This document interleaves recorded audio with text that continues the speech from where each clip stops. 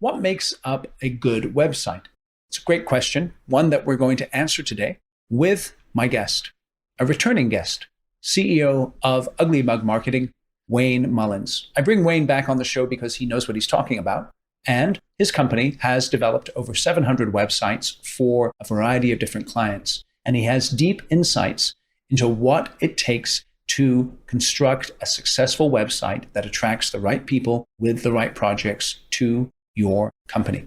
We're going to go through a step-by-step formula that is very simple to understand, yet it's not easy to execute. So the execution will be absolutely essential. But today, in this podcast episode, you will get that formula. You will be able to see how that relates to what your website currently is like, and you'll be able to put together an action plan to make some progress. So enjoy my conversation with Wayne. And if you'd like to share this with other people, I would really appreciate it. Share the interview and also give us a rating or a review wherever you get your podcasts. Thank you for listening to Construction Genius today.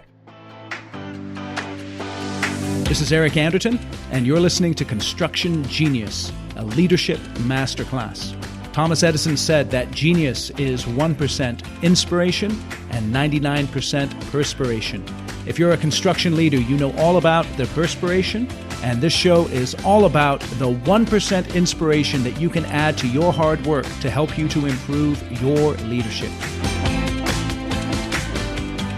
Wayne, welcome to Construction Genius again. Eric, thank you so much for having me. I'm looking forward to our conversation today.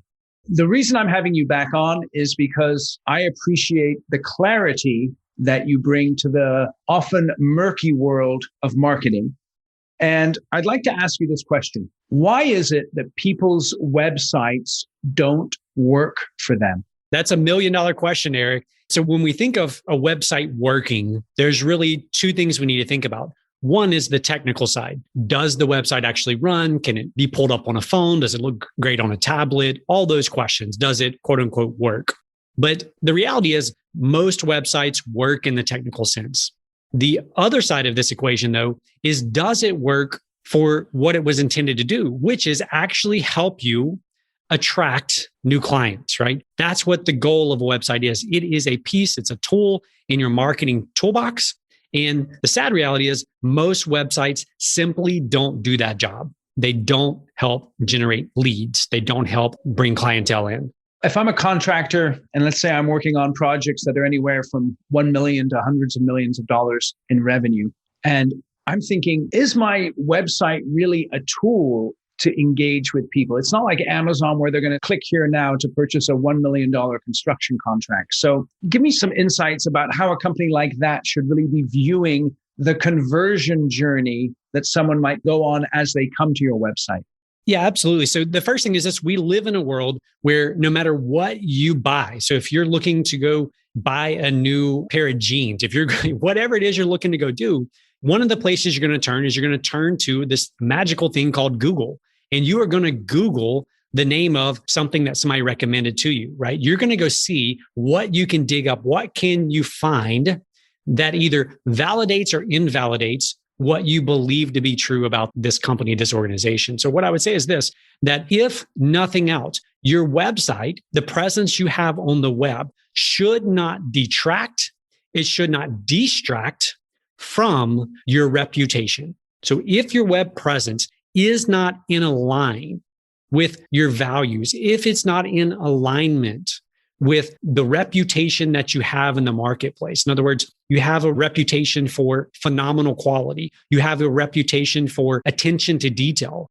And then someone pulls up your website and there's typos all over it, or the pictures are all fuzzy and grainy. You're miscommunicating. What the marketplace wants to believe, what you're trying to tell the marketplace is we stand for high quality. We're attention to detail. But then what I'm seeing isn't matching that. So that's why it's very important that we pay attention to this tool in our toolbox, because although it may not be the thing, it may not be the place, right, where our work comes from, it is certainly a tool that when put together well, will help build our case. It will help build that trust in our company. Excellent. Now, you've helped many, many people put together these types of websites in a variety of different industries. Is there a particular approach that you use when you're engaging with a company to help them get that clarity on their website and achieve their goals? Absolutely, Eric. So just for context, for anybody listening, to date, we've built well over 700 custom websites. And when I say custom, what that means is we literally start with a pen and paper. We start there. We don't go find a template. We don't go find the coolest new design out there and copy that or buy the framework for that. We literally start with the scrap sheet of paper. And here's what the approach we like to take when we begin this process. When you think of your website, if your website's not producing the results that you think it should, or if you're going to rebuild a website, this is the formula that you need to remember. And it's very simple. I want you to look at your watch or look at a clock, find the time right now, take a second and do that. Now, what I want you to do is I want you to look at your watch. If you've got the old analog type, I want you to look at where the minute hand, the hour hand would be if it were 3:53 p.m. That is the magic formula right there. So if you don't mind, I will walk through briefly what that magic formula is. Okay, great. Let's do it. 3:53 p.m. 3:53 p.m. All right. So the first three is this.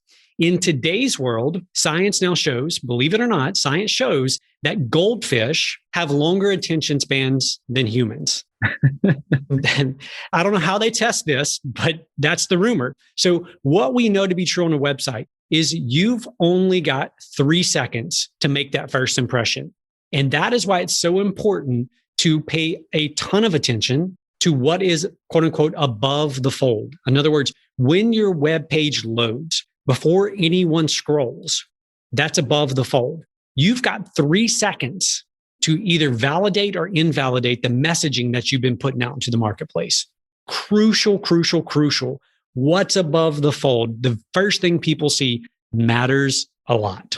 That's the first three. So the 5 is what we would call the critical 5.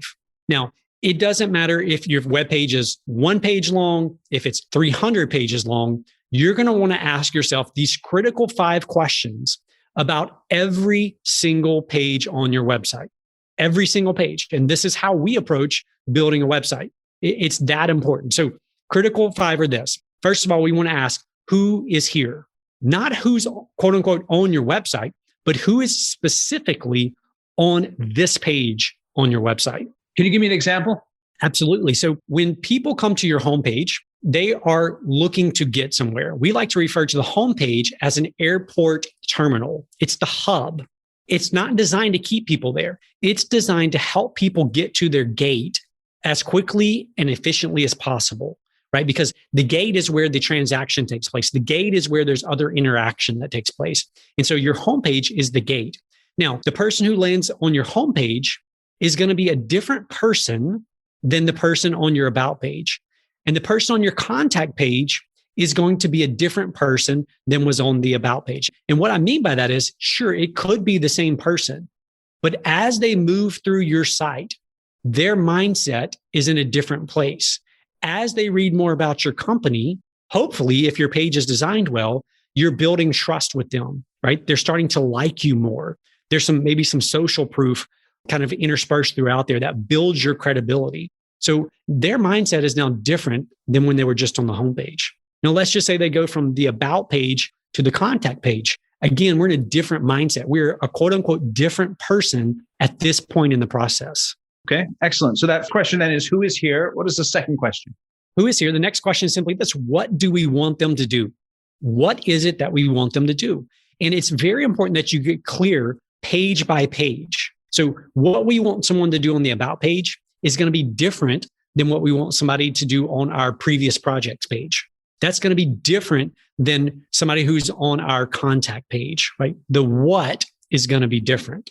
And so the next one in the critical 5 is after what do we want them to do? It's how do we want them to do that thing, right? So is it click on something? Is it watch a video? Is it fill out a form? What is it that we actually want them to do on that page?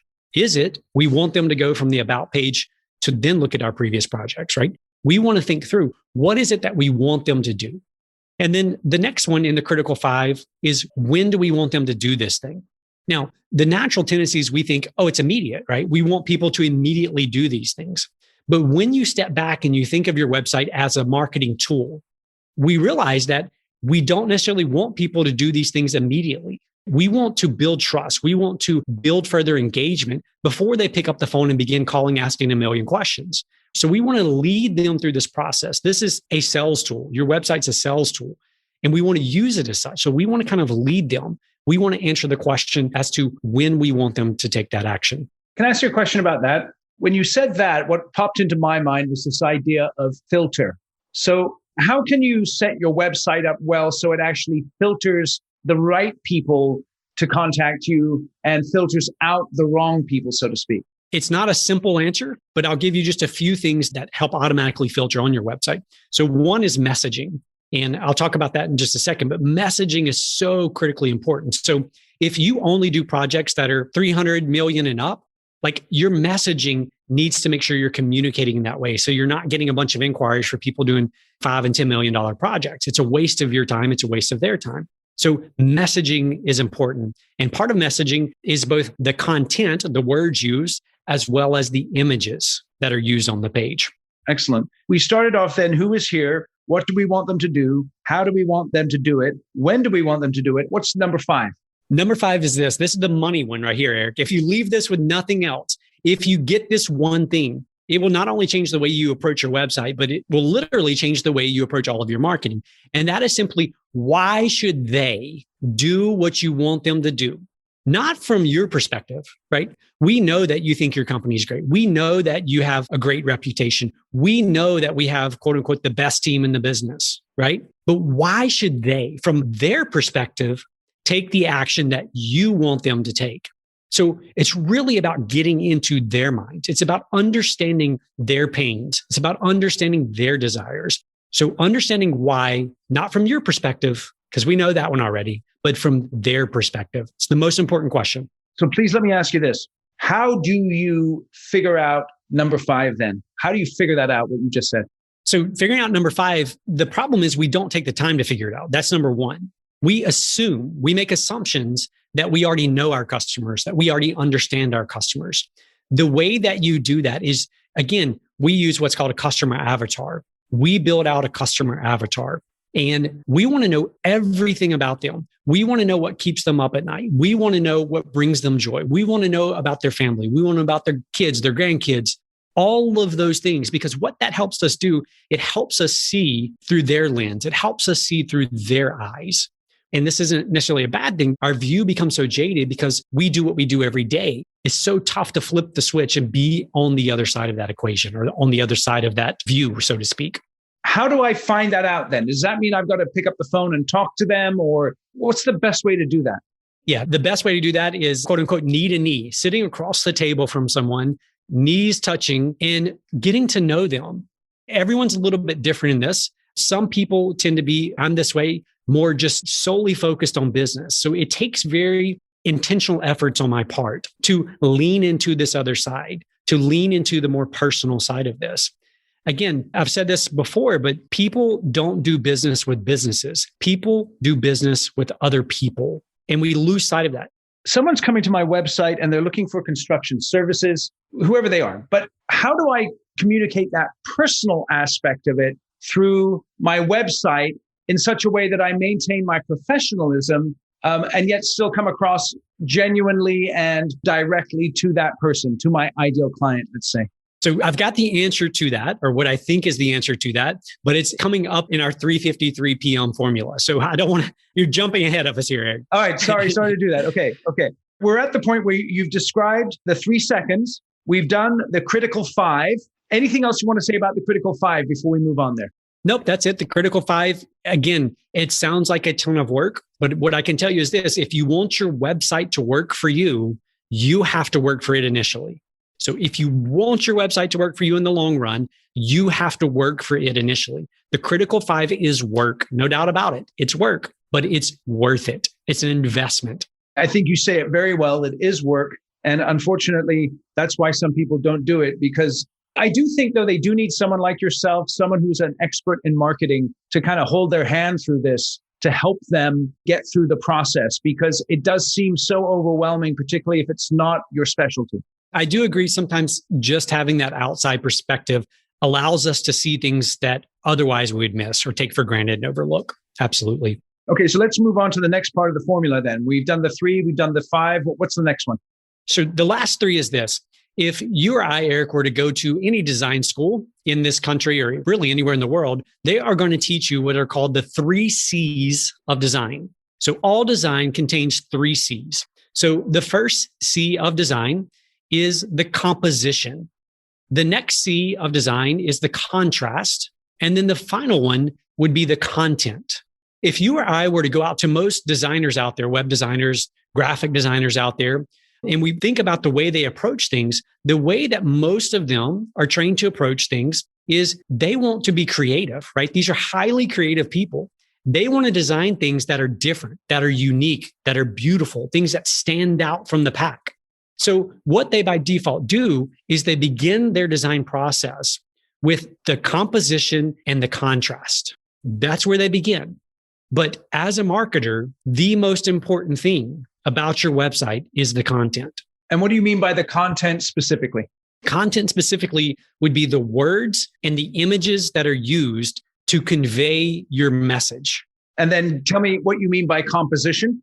So the composition, again, is going to be the structure of the piece. So to put it in kind of building terms, that would be the architectural blueprints. That would be the schematics. That's the composition of the piece.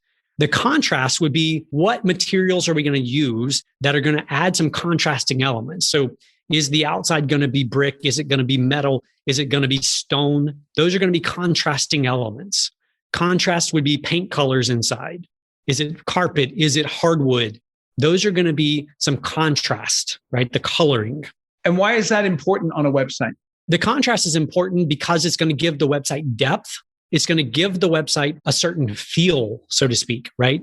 So websites have a certain feel to them, and that's often picked up, that's often determined by the contrast that is used on the page. What happens is when we go to a web designer or a graphic designer for a poster or a booklet, whatever it may be, they don't care about the content. They're going to lay out the layout first. They're going to do the composition first. They're going to figure out what colors can they use? Will you allow them to use? They're going to use those colors. And then what they're going to do is say, okay, let me figure out how do we squeeze in the content that you've given us now into what we've designed. It's backwards. We must first understand what's the message. How much space do we need for the message? Is it a paragraph? Is it a page? And then we must design. Our design must support the message, not the other way around. Okay, so then how can I clarify my message? What do I do to get to that point where I'm solid on the content and it's not just blah, blah, blah, blah, blah? Yeah, the way to get solid on the content, the way to take all of the jargon, because in indie industry, myself included, we get so hung up on using these terms and these words that mean a lot to us, but mean nothing to everyone else out there. What I would say is, and this is an approach we take, is we say, okay, draft out your content. We're going to take your content. We are then going to give this content to someone who has no clue who you are or what you do. And we are going to ask them to read the page, and we are going to ask them to rewrite what they think you're saying in 1 or 2 sentences. Interesting. Can I just give you a little pushback on that? Absolutely. I'm writing a blog post or an email to my list, and I will use terms and jargon that I know they understand. Part of the reason I do that is to establish credibility with them. And so in my mind, if I was to take that and to give it to somebody else and ask that test that you just said, they may not understand all the jargon, even though it's not even that technical. So can you help me with that part? As a general rule of thumb, this is what I would say to you. So my counter would be this. You're writing, regardless of the niche or the industry that you're writing for. So in this case, we're talking about construction. It should be written at about a 7th grade level. Okay. So all you have to do is Google, forget the exact phrase, but basically what level is this writing at? There's free tools out there. You paste it in, it will tell you. Because again, we speak in certain ways, even within the industry that may be unique to the jargon that you use, the words that you use, right? We want to boil it down to its simplest form. It's not necessarily about removing words that are important.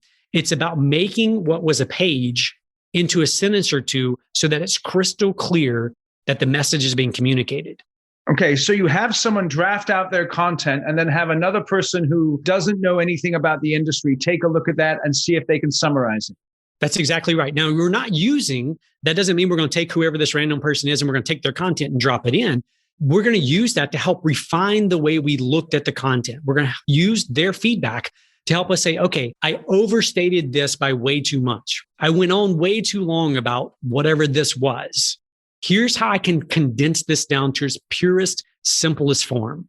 If you want to go study this, go study what Apple does.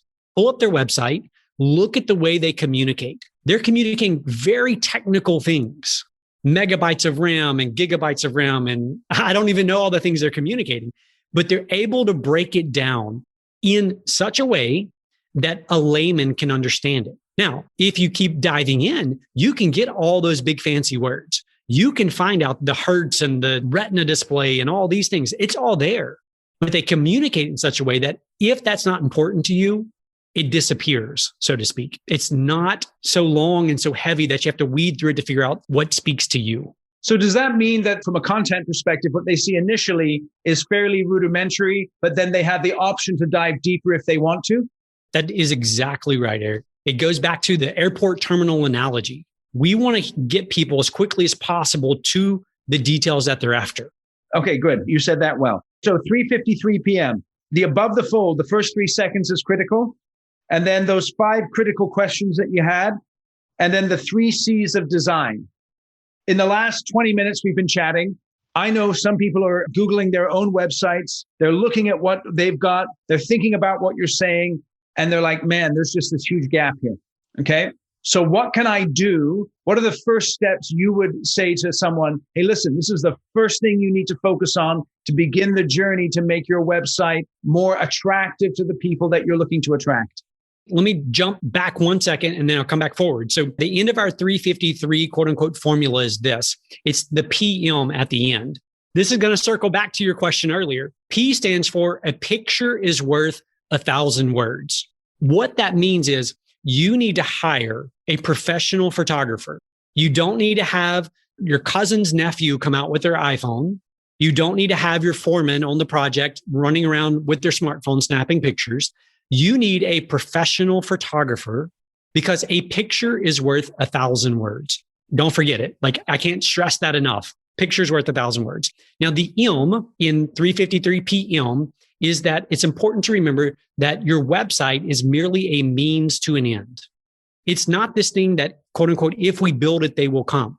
It's merely a tool. It's a means to an end. So it's a tool in our toolbox. We want to make sure that that tool is useful and it's serving us well in its capacity, right? We shouldn't expect things of this tool that it can't do, right? It can't perform. So that's the 353. Now I'm going to jump all the way back to this last question of where do I begin? This is where I would begin. Number one is I would have someone, again, an outsider who doesn't really know you, doesn't really know your business, your industry even, pull up your website in front of you and bring up the words, the first words, adjectives that come to mind. What do they believe to be true about this company based on what they see? Like, what comes to mind? Does it look cheap? Does it look expensive? Do they pay attention to detail? Does it look outdated? Does it look modern? What are the words they would use to describe the company behind that website? Because what happens when you do that is, again, it separates this thing called a website from what it's actually doing, which is communicating something. It's either validating something or it's invalidating something. Again, it's a wonderful litmus test. Bring somebody in, pull somebody off the street. One of the things that we've done and we do on a fairly regular basis is we will go to places where our clients' ideal audience congregate. So back pre-COVID, for example, I'll use just a random example. We were building a website for a cattle rancher. So we went to a cattle auction and we brought some web concepts printed out. And we went around and said, we're going to show you a few things here. And we want you to tell us which of these is your favorite, which speaks to you, and why. And so we got out there amongst the customers to really understand what resonated with them, what communicated with them. Interesting. Excellent. So in summary here, I know my website isn't doing what it needs to do. Perhaps I'm thinking about a redesign. What should I stay focused on in terms of how long this is going to take and what my final experience or my final outcome should be? My answer is going to be very similar to construction because something here is being built. And as we know with construction, it often takes longer than we anticipated. I mean, that's the reality of it. Because as you go through the process most people don't know what they want until they see what they don't want, right? I'm sure a lot of people listening can relate to that. If you think about your customers, your clientele, they often don't know what they want until they see something, quote unquote, on the wall, the way the finish looks, et cetera. And then they say, no, that's not what I want. The same thing is true with your website as you begin going through this process.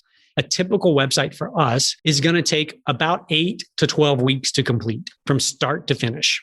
We've got some quicker than that, and we've got some that are much longer than that, but that's going to be a rough time frame to think about. So you think about a quarter on a calendar, 3-month period is kind of what you want to think in the back of your head. Okay, right. So 90 days. Mm-hmm. All right, Wayne, please remind us where we can get in contact with you if we'd like to regarding help with website design and all these kinds of things we've talked about. Sure, Eric. The simplest place is just on our website. That's just uglymugmarketing.com. And there we've got links to our social channels, email addresses, phone numbers, and all that kind of stuff. Are there examples of websites that you've built that they can take a look at and all that kind of stuff? Absolutely. Yeah. You can click around there. We've got several on there that we've built. You can click through and take a look at them, how they function, what they look like, et cetera. Beautiful. Wayne, once again, thank you for joining me here today. And I appreciate you giving us some real detailed and practical advice on how to improve your website. Thank you very much. Thank you so much, Eric. Enjoyed our time together. Awesome. Thank you for listening to this episode of Construction Genius. Have you ever wished that your meetings at work were more effective? I've developed a format to help construction companies go from a blank piece of paper to unanimous agreement on how to solve their toughest challenges in less than 37 minutes. The format's called Kick-Ass Meetings, and you can download a free report that teaches you how to run meetings using that framework. Just go to my website, constructiongenius.com/KAM. That's K as in kangaroo, A as in apple, M as in Mary. You can download that free report, learn how to run effective meetings that kick ass and get stuff done for you and your company. Thanks again for listening to Construction Genius. Check out that report. Give me any feedback that you'd like on this episode. I value any feedback that you give me, so feel free to shoot me an email, go to my website, contact me via the website, constructiongenius.com/contact. Thanks again for listening. Have a terrific day.